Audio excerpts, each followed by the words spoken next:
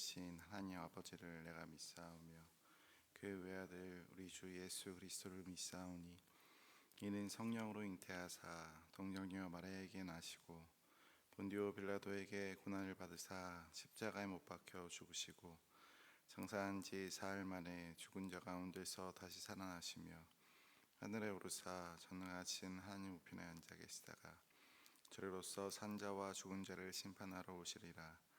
성령을 믿사오며 거룩한 공회와 성도가 서로 교통하는 것과 죄를 사하여 주시는 것과 몸이 다시 사는 것과 영원히 사는 것을 믿사옵나이다.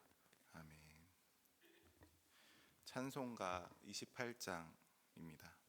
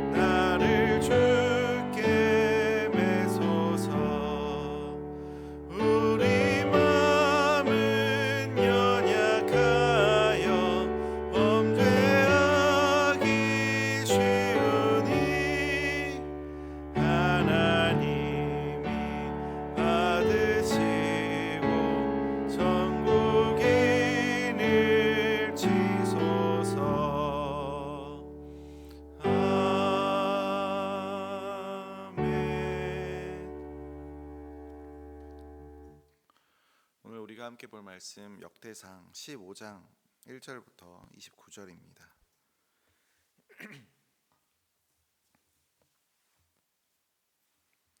역대상 1절부터 29절까지 봉독하겠습니다.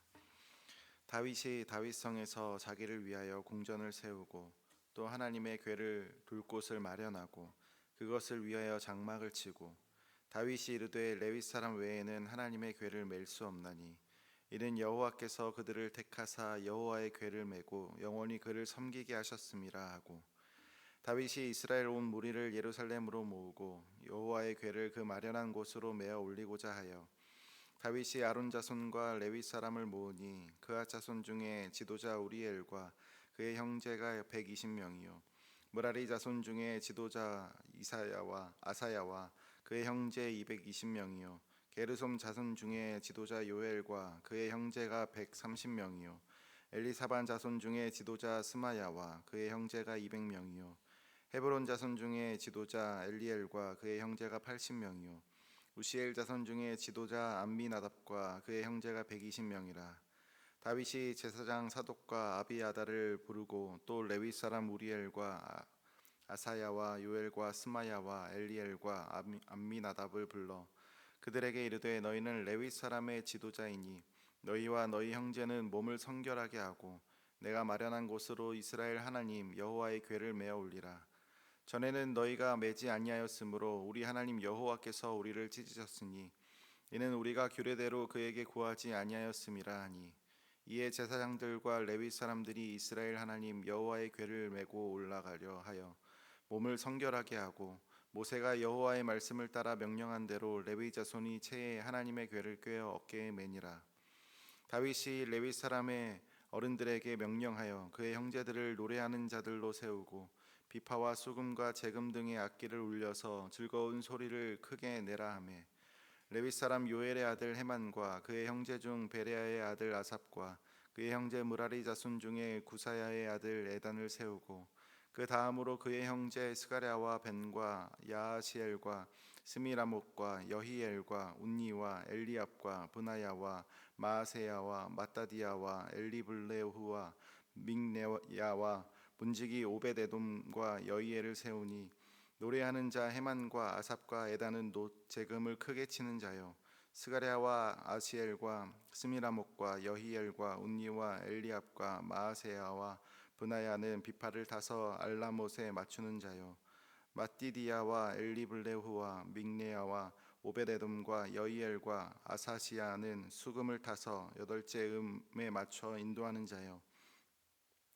레위 사람의 지도자 그나야는 노래에 익숙함으로 노래를 인도하는 자요 베레게와 엘가나는 궤 앞에 문을 지키는 자요 제사장 스바냐와 요사밧과 느다넬과 아미세와 스가랴와 브나야와 엘리에셀은 하나님의 궤에서 나팔을 부는 자요 오벳에돔과 여히야는 궤 앞에서 문을 지키는 자이더라. 이에 다윗과 이스라엘 자손 장로들과 천부장들이 가서 여호와의 언약궤를 즐거이 메고 오벳에돔의 집에서 올라왔는데 하나님이 여호와의 언약궤를 맨 레위 사람을 도우셨으므로 무리가 수송아지 7마리와 수장 7마리로 제사를 드렸더라. 다윗과 및 궤를 맨 레위 사람과 노래하는 자와 그의 우두머리 그나냐와 모든 노래하는 자도 다 세마포 겉옷을 입었으며 다윗은 또 배 에봇을 입었고 이스라엘 무리는 크게 부르며 뿔나팔과 나팔을 불며 재금을 치며 비파와 수금을 힘있게 타며 여호와의 언약궤를 메어 올렸더라. 여호와의 언약궤가 다윗 성으로 들어올 때에 사울의 딸 미갈이 창으로 내다보다가 다윗 왕이 춤추며 뛰노는 것을 보고 그 마음에 업신 여겼더라. 아멘. 우리는 익숙한 자리에서 매주마다 예배를 드립니다. 늘 하던 찬양, 익숙한 기도와 설교, 한 주의 루틴처럼 지나가는 이 시간이 때로는 마음을 뜨겁게 하지만 또 어떤 날은 그저 형식처럼 느껴질 때도 있습니다. 하나님을 만나고 싶다는 갈망은 여전한데 막상 예배를 마치고 나면 오늘도 그냥 시간만 허비한 것 같은 허탈함이 밀려올 때가 있습니다. 예배에 참석했지만 하나님 앞에 제대로 나아갔는지에 대한 확신이 없고 형식은 지켰지만 임재는 느끼지 못하는 순간들, 아마 우리 모두 이런 마음을 품어본 적이 있을 겁니다. 문제는 우리가 그런 공허함을 반복하면서도 예배의 본질을 다시 점검하려 하지 않을 때 발생합니다. 예배를 준비하기보다 정해진 시간에 그 자리에 있는 것만으로 만족하려고 하고 예배의 기쁨보다는 익숙함에 의지합니다. 예배를 드리지만 실은 내가 원하는 방식으로 예배하고 하나님의 뜻보다 나의 편안함과 감정의 예배에 초점을 맞출 때가 많습니다. 그렇게 우리는 하나님의 거룩하심을 가볍게 여기고 하나님의 방식이 아닌 나의 방식으로 하나님께 나아가려고 합니다. 이 모습 정말 그대로 괜찮은 걸까요? 오늘 본문에서 우리는 한 차례의 실패를 겪은 다윗이 어떻게 하나님 앞에서 예배를 회복해 가는지 보게 됩니다. 다윗은 단지 언약궤를 옮기는 물리적인 행위가 아니라 하나님께서 기뻐하시는 방식으로 예배를 드리기 위해 철저히 준비하고 공동체를 세우고 자신의 마음까지도 낮추는 길을 선택합니다. 이 과정 속에서 다윗이 회복한 예배는 단지 성공적인 이상의 의미를 담고 있습니다. 오늘 우리는 역대상 15장의 말씀을 통해 예배가 단지 참석의 문제가 아니라 하나님 앞에 어떻게 나아가는가에 대한 문제라는 것을 함께 묵상하고자 합니다. 오늘 본문은 언약궤를 옮기는 장면을 소개합니다. 언약궤를 옮기는 일은 단순히 하나님의 중요한 물건을 옮기는 문제가 아닙니다. 언약궤는 하나님의 임재를 상징했고 그것을 옮긴다는 것은 단지 이사나 운반이 아니라 하나님 앞에 나아가는 예배의 행위였습니다. 하나님을 마주하는 일이기 때문에 준비와 태도, 순종이 모두 중요했고 오늘날 우리가 드리는 예배와도 깊은 관련이 있습니다. 다윗은 언약궤를 다시 예루살렘으로 옮기기 위해 철저한 준비를 시작합니다.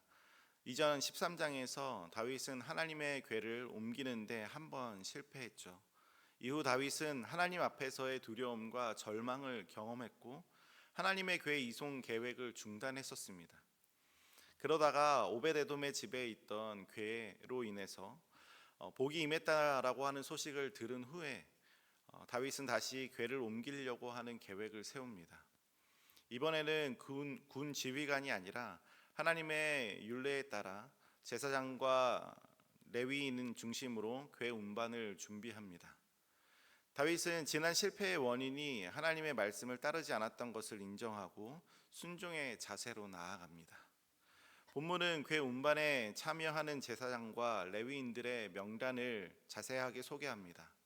다윗은 레위의 자손인 그핫, 므라리, 게르손을 중심으로 각 지파에서 800명이 넘는 사람들을 소집합니다. 그 중에서도 그핫 자손이 가장 많았는데 8절부터 10절까지 나오는 엘리사반, 헤브론, 우시엘이 그핫 자손들이기 때문입니다. 그핫 자손이 성막의 주요 기구를 운반하도록 지정된 자들이기 때문에 이들이 가장 많이 소집되었습니다. 이들이 선택된 것은 언약궤 운반이 단지 물리적인 이송이 아니라 하나님의 거룩함 앞에 나아가는 예배의 사명임을 보여줍니다. 특히 12절에서 레위인들이 정결하게 성결 예식을 행하고 다윗이 그들을 통해 하나님의 명령을 철저히 지키려고 하는 태도, 그것은 예배에 있어서 준비의 태도가 얼마나 중요한지를 말해주고 있습니다. 13절에서 다윗은 지난 실패를 회고하면서 우리가 규례대로 하나님께 구하지 않았다라고 고백합니다. 단순히 행정적인 실수가 아니라 하나님 말씀에 대한 불순종임을 인정하는 겸손한 고백이죠. 하나님을 마주하는 것, 곧 예배는 인간이 원하는 방식이 아니라 하나님께서 기뻐하는 방식이어야 합니다. 레위인들이 궤를 어깨에 메고 하나님의 방식대로 운반하는 장면은 말씀에 대한 철저한 순종이 하나님의 임재를 회복하는 열쇠임을 보여줍니다. 다윗은 궤를 옮기는 데 있어서 단지 율법적인 절차만을 지키는 것이 아니라 기쁨과 찬양 그리고 예배로 이 일에 감정과 공동체 전체의 감격을 담아냅니다. 16절에서 그는 레위인들에게 노래하는 자들을 세워 즐거이 노래하게 하라라고 지시합니다. 단지 장식적인 음악이 아니라 하나님의 임재 앞에서 공동체 전체가 반응하는 기쁨의 예배의 중심성을 말합니다. 예배는 말씀에 순종하는 엄숙함과 함께 하나님을 향한 뜨거운 기쁨의 반응도 함께 담겨야 한다는 거죠. 다윗은 아삽, 에단과 같은 찬양 책임자를 세우고 그 아래 14명의 악기 연주자들을 세분화에 배치합니다. 각각의 높은 음, 낮은 음을 맞춘 악기들로 구성하면서 이 모든 구성이 다윗이 얼마나 조직적으로 예배를 준비했는지 보여줍니다. 그러나 이 조직이 단지 효율을 위한 것이 아니라 하나님 앞에서 감정과 질서가 조화를 이루는 예배를 목표로 했다는 점이 중요합니다. 악기의 다양성은 하나님의 임재를 더 풍성히 표현하기 위한 도구였습니다. 또한 문지기들이 등장하기도 하는데 예배의 질서와 경계가 어떻게 유지되는지를 보여줍니다. 이 모든 것들이 하나님의 임재 앞에 모두가 각자의 역할을 가지고 준비하는 예배가 얼마나 공동체적이고 전체적인 사건인지를 강조합니다. 마침내 언약궤는 예루살렘으로 옮겨집니다. 다윗은 장로들과 천부장들, 온 백성과 함께 하나님의 궤를 모시러 갑니다. 궤가 예루살렘으로 들어오는 장면은 단순한 승리의 퍼레이드가 아니라 하나님의 거룩하신 임재가 회복되는 감격의 순간입니다. 모든 구성원이 다윗을 따라 즐거이 찬양하며 하나님의 언약궤를 맞이합니다. 26절은 하나님이 레위 사람을 도우셨다라고 말합니다. 이는 예배의 성공이 사람의 열심이나 조직 때문이 아니라 하나님의 은혜 때문이라는 것을 분명하게 나타냅니다. 이에 대한 반응으로 수송아지와 순양 각 7마리로 제사를 드리는 장면은 인간의 준비와 하나님의 은혜가 만나는 지점에서 예배가 완성되는 원리를 잘 보여줍니다. 예배는 인간이 하나님을 만들어내는 시간이 아니라 하나님이 내려오시는 것을 경외하면서 응답하는 시간이라는 것을 말하고 있습니다. 그리고 다윗은 세마포 예복을 입고 에봇을 입은 채 하나님 앞에서 춤추며 기뻐합니다. 왕으로서의 체면은 내려놓고 예배자로서의 겸손이 하나님 앞에 나아간 그의 모습은 진정한 예배자의 태도를 드러냅니다. 그런데 이 장면을 창밖에서 지켜보던 사울의 딸 미갈은 다윗을 멸시하죠. 예배를 드리는 자와 그렇지 않은 자의 그 사이에 발생하는 신앙의 시선 차이를 보여준다는 거예요. 하나님은 겉모습보다 중심을 보십니다. 예배는 하나님 앞에서 나 자신을 철저하게 낮추고 그분을 높이는 자리입니다. 오늘 본문은 언약궤가 예루살렘으로 옮겨졌다는 역사적 사건을 기록합니다. 그렇지만 이 본문은 하나님의 임재 앞에서 우리가 어떻게 준비되고 반응해야 하는가를 보여주는 영적인 시선으로 우리를 인도합니다. 다윗은 실패의 경험 이후에 하나님의 말씀을 중심에 놓고 다시 준비합니다. 철저히 말씀을 따르고 하나님의 방식대로 하나님의 사람들이 하나님의 임재 앞에 나아가도록 했습니다. 다윗은 이 과정에서 왕이라는 자신의 체면을 내려놓으면서 하나님 앞에 기뻐하며 춤추며 예배자로 섭니다. 다윗은 하나님 앞에 왕이지 않았고 그저 예배자였을 뿐입니다. 본문의 모든 중심은 사람이나 방법이 아니라 하나님이었습니다. 누구나 감동할 만한 예배의 외형이나 감정의 고조가 중요한 것이 아니라 하나님을 어떻게 중심을 두고 예배하는가가 중요했습니다. 하나님을 두려워하고 그분을 향한 기쁨으로 준비하고 공동체 전체가 하나님 앞에서 한 마음으로 예배하는 것, 이것이 오늘 본문이 보여주는 참된 예배의 회복입니다. 우리도 예배 가운데 있습니다. 그리고 질문해야 합니다. 나는 과연 하나님을 중심에 두고 있는가? 예배의 자리에 나아올 때 형식은 지켰지만 마음은 여전히 나의 판단이나 나의 자존심, 나의 중심에 머물러 있는 것은 아닌지. 우리는 이러한 기준 앞에 언제나 부족함을 느낍니다. 하나님을 중심에 두기보다 나의 감정과 입맛에 따라 예배하려고 하고 겉모습을 갖추는데 집중하면서 내면의 성결은 소홀히 할 때가 많습니다. 그래서 우리는 예수 그리스도가 필요합니다. 예수님은 하나님의 뜻에 완전히 순종하셨고 자신을 비워 종의 형체를 입고 십자가에 죽기까지 복종하셨습니다. 그분은 왕이심에도 불구하고 스스로 낮아지셨습니다.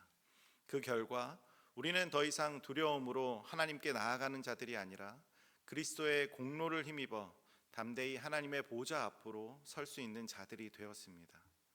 예수님이 우리의 예배의 길이자 중심이 되십니다. 예수 그리스도 안에 우리는 더 이상 체면을 지키느라 예배를 놓치지 않습니다.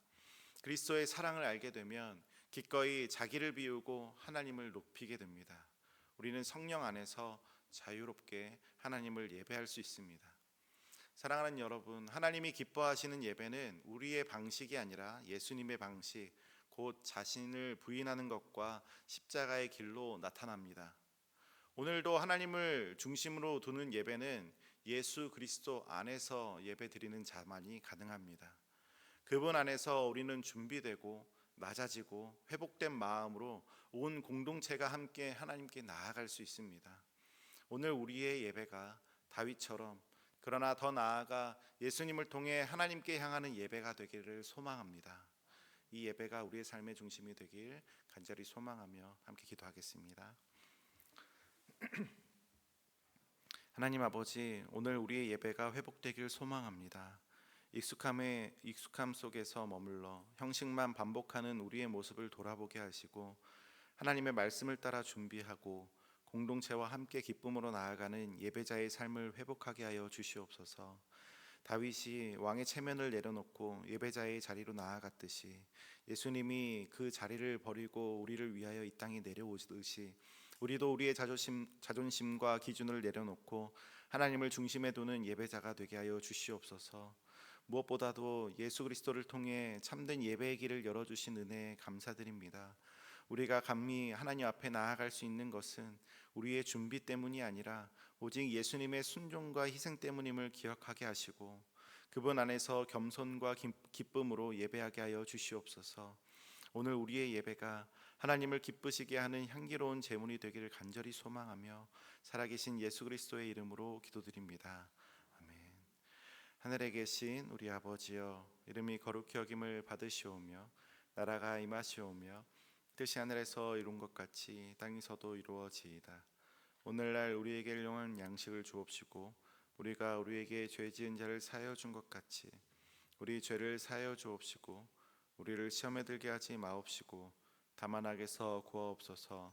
대개 나라와 권세와 영광이 아버지께 영원히 있사옵나이다. 아멘. 이제 함께 기도할 때에 하나님을 중심에 두고 준비된 마음으로 예배하는 삶을 살게 해달라고, 예수 그리스도를 의지하여 겸손과 기쁨으로 하나님께 나아가게 해달라고, 특별히 금요기도에 많은 성도들이 나와 함께 하나님께 기도로 간구하는 시간이 되게 해달라고 개인과 가정과 교회와 나라를 위해 함께 기도하면서 나아가겠습니다. 함께 기도하겠습니다. 하나님 아버지, 지금 이 시간 온전히 주님 앞에 나아가기를 소망합니다. 우리가 주님 앞에 나아갈 때에 항상 연약함을 고백할 수